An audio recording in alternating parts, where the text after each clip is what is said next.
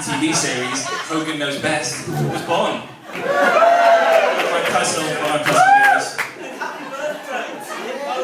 Absolutely, yeah, happy birthday to Nick, yeah. And of course, on July 27th, 2013, Chris married Katie.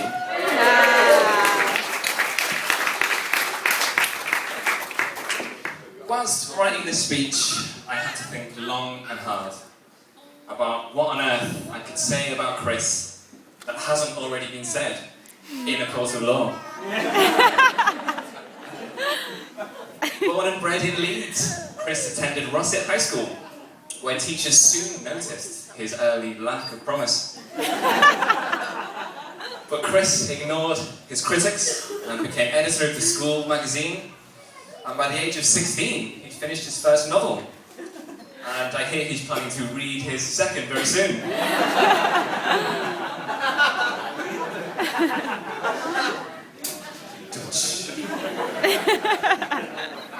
Chris was also captain of the school fencing team until they ran out of creosote.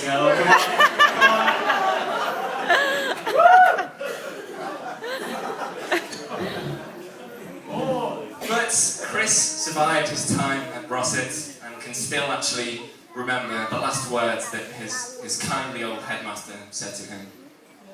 "Please leave this building immediately, or I'll call the police."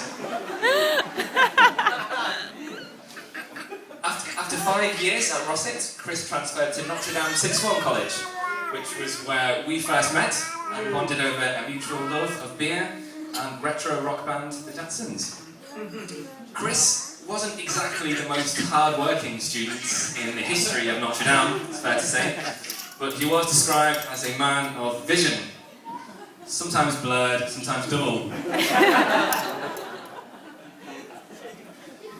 In the summer holidays, before going off to university, Chris headed into Europe with the guys for a once-in-a-lifetime interrailing trip. It was a wild holiday, and Chris slept with 14 people on the first night in a budget youth hostel dormitory in Malaga before crossing the Strait of Gibraltar to Morocco. After a 2-day journey, we eventually made it all the way to the Sahara Desert, but not before the 35-degree heat had made Chris hallucinate an entire conversation with Tony Blair. It's actually true.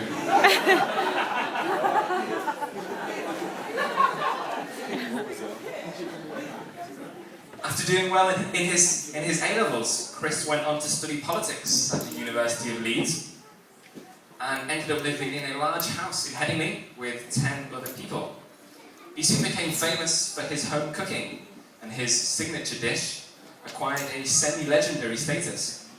It was beans and sausages in a tin.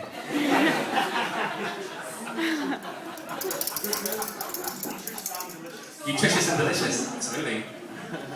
Chris also spent much of his time at university writing flowery, romantic, but often indecipherable love poems, which led to him being called Leeds University's most illegible bachelor. Thank you very much.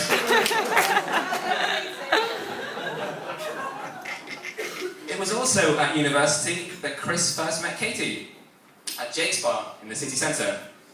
As Chris and I leaned against a wall, trying our best to look like cool men about town, Chris spotted a girl he liked, the radiant Katie, and went to chat her up.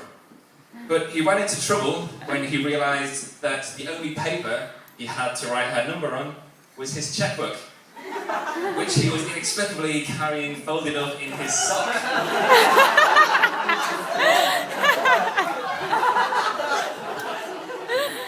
As coolly as possible, under the circumstances, Chris wrote Katie's number on one of his checks, and the rest, as they say, is history. It was when Chris met Katie that his life really started to take off.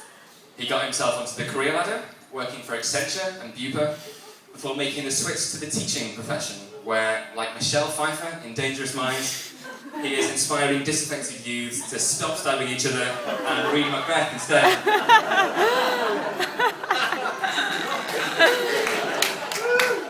does his best. Chris, you are a lucky man. You've got Katie. She's beautiful, intelligent, funny, warm, loving. It's funny, isn't it? Katie, you've got the wonderful Chris.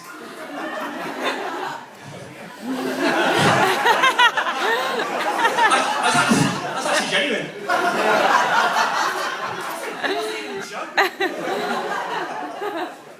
The wonderful Chris. A man for whom adventure is never very far away, and with whom you'll never go short of intelligent, amusing, and erudite conversation. I'd like to say just one more thing. May your love be modern enough to survive the times, and old-fashioned enough to last forever.